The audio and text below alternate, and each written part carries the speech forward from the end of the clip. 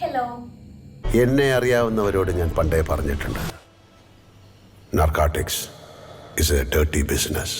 അതെ, NTPS act പ്രകാരം ceased vehicle, അതായത് നാർക്കോട്ടിക്സ് ട്രാൻസ്പോർട്ട് ചെയ്യാൻ ഉപയോഗിച്ചു എന്ന് പറയപ്പെടുന്ന വാഹനങ്ങളുടെ ഇടക്കാല വിടുതലിനെ സംബന്ധിച്ച് സുപ്രീം കോടതിയുടെ ഒരു പുതിയ വിധിയിലൂടെയാണ് നമ്മളിത് പോകുന്നത്. കോടതി വ്യക്തമാക്കിയത് ഇതാണ്: വാഹന ഉടമയുടെ അറിവോ സമ്മതമോ ഇല്ലാതെയാണ് ഇത്തരത്തിലുള്ള ട്രാൻസ്പോർട്ടുകൾക്ക് ഉപയോഗിച്ചതെന്ന് പ്രാഥമികമായി തെളിയിച്ചാൽ വാഹനം വിട്ടുകൊടുക്കാൻ കോടതിക്ക് അധികാരമുണ്ട്.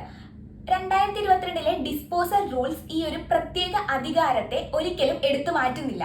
ഇവിടെ എന്താണ് സംഭവിച്ചതെന്ന് വെച്ച് കഴിഞ്ഞാൽ, ലഹരിക്കടത്തുമായി ലോറി ഉടമയ്ക്ക് യാതൊരു രീതിയിലുള്ള ബന്ധവുമില്ലെന്ന് തെളിയിച്ചിട്ടും താഴെ കോടതികൾ വാഹനത്തിന്റെ വിടുതൽ നിഷേധിക്കുകയായിരുന്നു.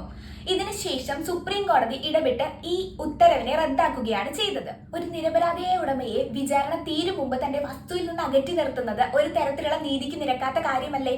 അതായത് വിചാരണ തീർന്നതിന് ശേഷമാണ് വസ്തു കണ്ടുകെട്ടണോ വേണ്ടയോ എന്ന് തീരുമാനിക്കേണ്ടത്. തന്നെ NTPS ആക്ടിലെ സെക്ഷൻസിന് വിരുദ്ധമായി 2022 നിയമങ്ങളെ ഒരിക്കലും വ്യാഖ്യാനിക്കാൻ പാടില്ല. അതായത് നിരപരാധിയായ ഉടമയുടെ വാഹനം വിചാരണ കഴിയുന്നത് വരെ ഇടക്കാല ജാമ്യത്തിൽ വിട്ടു നൽകാം. ഇത് ഇന്ത്യയിലെ തന്നെ നിരപരാധികളായ വാഹന ഉടമകൾക്ക് ഒരു ആശ്വാസമാണ് നൽകുന്നത്. അപ്പോ കൂൾ ഗുരു, ശുക്രിയ.